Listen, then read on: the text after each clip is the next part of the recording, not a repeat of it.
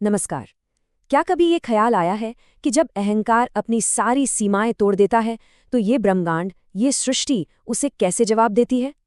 आज हम नरसिंह अवतार की उसी महान गाथा को समझने की कोशिश करेंगे। ये सिर्फ एक कहानी नहीं, ये न्याय और भक्ति की वो आवाज है जो आज भी गूंजती है। ये कहानी है एक ऐसे अवतार की जो ना तो पूरी तरह से इंसान था और ना ही जानवर। तो फिर वो क्या थे?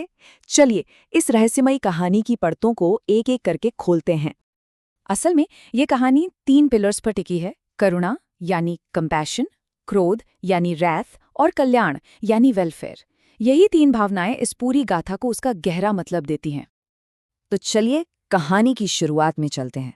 एकदम शुरू में, सत्य युग में। ये वो समय था जब ब्रह्मांड का संतुलन पहली बार बिगड़ा और बदले की एक ऐसी आग भड़की जिसने पूरी सृष्टि को हिला दिया। तो हुआ ये कि सत्य युग में जब धरती पर धर्म की स्थापना हुई, उसी समय दिति के 2 असुर पुत्र हुए, हिरण्याक्ष और हिरण्यकश्यप।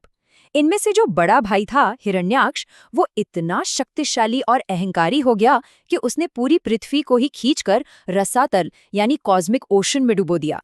तब सृष्टि का संतुलन बनाए रखने के लिए भगवान विष्णु को वराह यानी एक जंगली सुअर का अवतार लेना पड़ा और हिरण्याक्ष को मारना पड़ा। बस यहीं से सारी कहानी बदल गई। एक भाई की मौत दूसरे भाई के मन में बदले की आग बन गई। अब हिरण्यकश्यप के अंदर सिर्फ गुस्सा नहीं था, बल्कि एक आग जल रही थी। उसने सिर्फ बदला लेने की नहीं सोची, बल्कि उसने ठान लिया कि वो देवताओं से भी ऊपर उठेगा, उनसे भी महान बनेगा। उसका बस एक ही लक्ष्य था, अजेय बनना, इनविंसिबल। और इस लक्ष्य को पूरा करने के लिए उसने एक पूरा प्लान बनाया। पहला कदम, विष्णु और उनके हर एक भक्त को इस दुनिया से मिटा देने की कसम खाई। इसके बाद उसने सालों तक बिना रुके ओम ब्रह्मदेवाय नमः का जाप करते हुए इतनी कठोर तपस्या की कि उसकी ऊर्जा से देवलोक तक हिल गया। आखिरकार सृष्टि के रचयिता भगवान ब्रह्मा को उसके सामने आना ही पड़ा।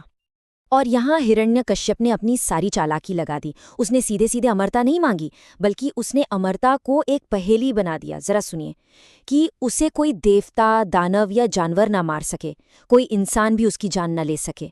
उसकी मौत न दिन में हो न रात में, न घर के अंदर न घर के बाहर, न वो जमीन पर मरे न आसमान में।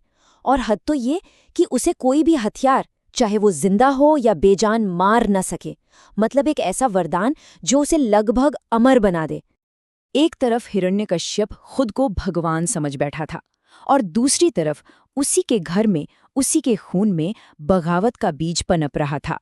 ये बगावत थी उसके अपने बेटे प्रहलाद की, जिसका होना ही उसके पिता के अहंकार का जवाब था। यहाँ पे पिता और पुत्र की सोच का टकराव एकदम साफ है। हिरण्यकश्यप का फरमान था, तीनों लोकों में सिर्फ मेरी पूजा होगी, मैं ही भगवान हूं।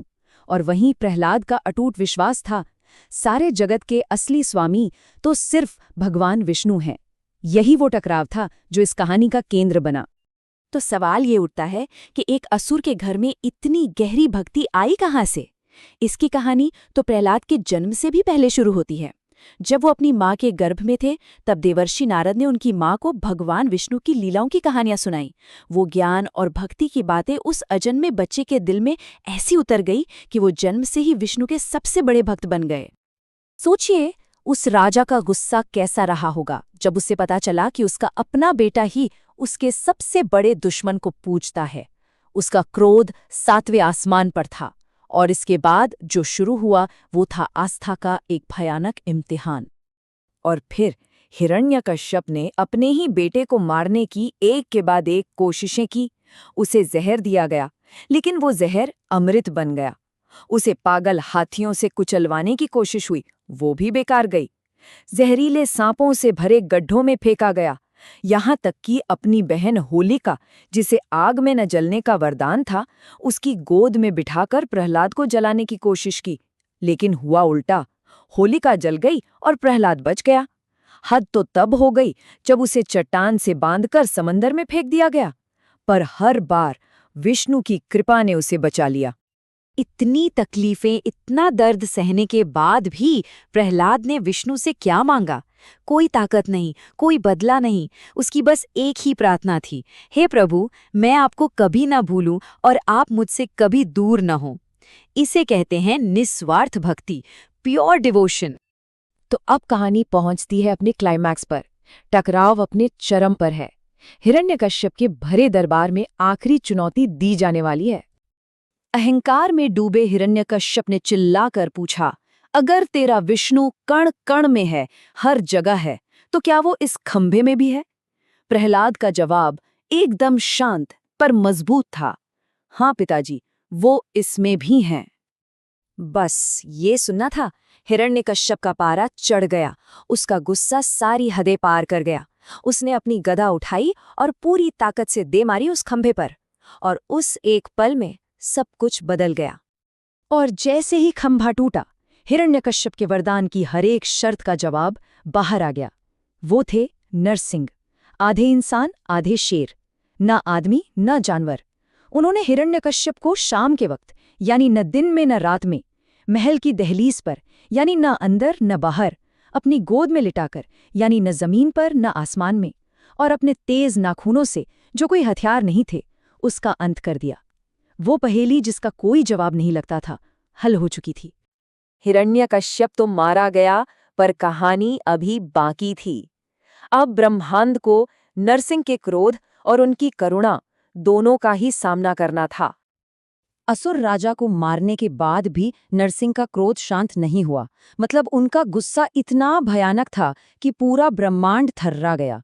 बड़े बड़े देवता भी उनके पास जाने से डर रहे थे। किसी में हिम्मत नहीं थी कि उन्हें शांत कर सके। और तब उस भयानक क्रोध के सामने आया वो छोटा सा बच्चा प्रहलाद। उसने हाथ जोड़कर प्रार्थना की, प्रभु, ये क्रोध मेरे पिता के पापों के लिए जरूरी था, लेकिन अब कृपा करके शांत हो जाइए।